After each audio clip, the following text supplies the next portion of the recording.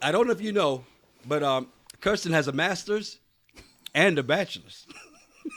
I heard that too, and I was just like, you know, I already said that one, and I'm like, maybe the producers are telling them to say it like this, but you're totally saying it backwards. Just say I have my bachelor's degree in this.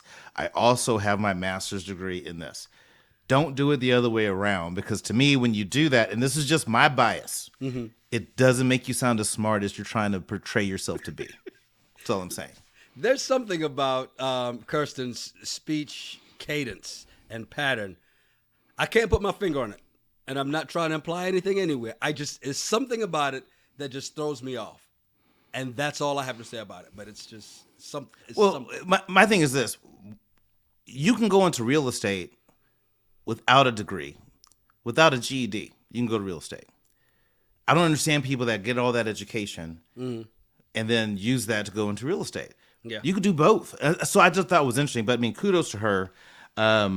I think that she's going to be great. But what I thought was interesting about her was how she kept talking about how picky she is. Mm-hmm. And to me, that's a huge red flag. She wants someone as educated and good looking as she is. I think for anybody to say that out loud, I want somebody as educated and good looking as I am because of this.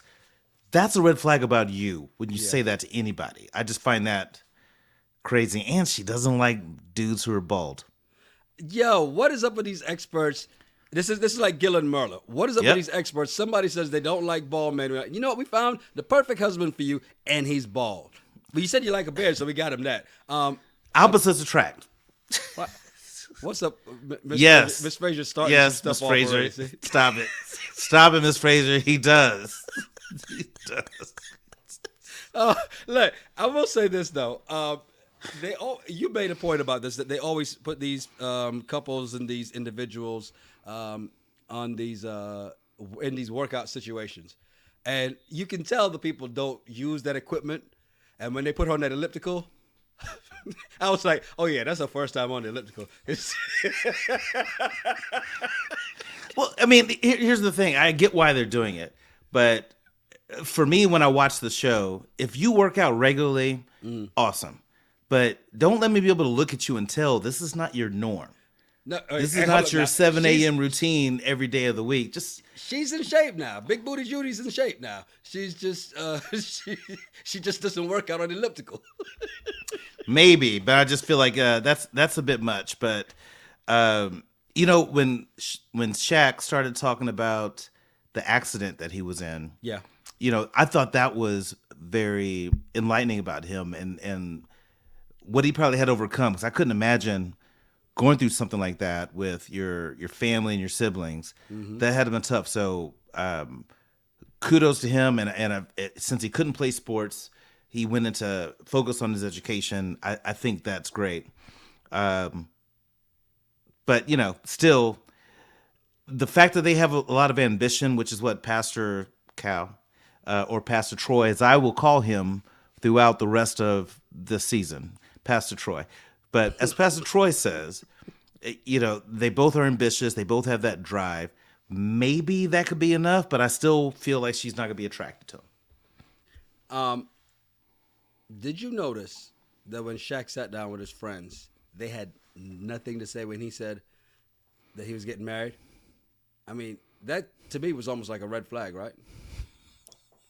He's like, I'm getting married. And notice all the guys just went straight to it. The women were like, here's the build-up, here's the story, and then this. And then the guys are just like when we go shopping, get in there, get it, let's get the hell out. And so I'm getting married. They're like, I was thinking of The Color Purple when Suge got married. I's married now. And he's just like, whatever. Get up. Look, I will say this too, though. When we got to, you get down to them a little later on and get preparing to walk down the aisle. I thought it was pretty shitty that Kirsten's dad wasn't there to walk her down the aisle because he didn't want to take a COVID test. Is that more important than walking your baby girl down the aisle? So I made a note, and we talked about this before we started recording, is that most of these couples come from broken families. either single moms or something. I thought it was very interesting for Kirsten, because I'm thinking that she's the PK, right? No, that's Jasmine. That's Jasmine is the PK. Okay, so with Kirsten, if your dad just didn't want to get a COVID test, that's the reason. That's crazy. Like, I mean, it's not like you have to take the shot, right? It's not like you had to get vaccinated. Hey, you didn't Pops, want to get over. tested. You can go to this CVS exactly. and just be, I'm good. I'm gonna walk my daughter down the aisle, then I'm gonna bounce.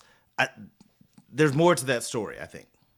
It's definitely a lot more. Definitely a lot more to the story. But I just thought it's still pretty shitty. It's your daughter's walking down the aisle. Whether you agree or disagree, you gotta be there, man. You gotta be there. Now, at least. Go ahead. No, I'll say at least. I'm agreeing with you. At least be there just for that. That's it. I will say, they kind of in the preview for next week they screwed it up. Because I was like, so is he gonna get the lip? Is he gonna get the cheek? And then they gave it away that he's getting the cheek, which we kind of knew, that she's not attracted to him.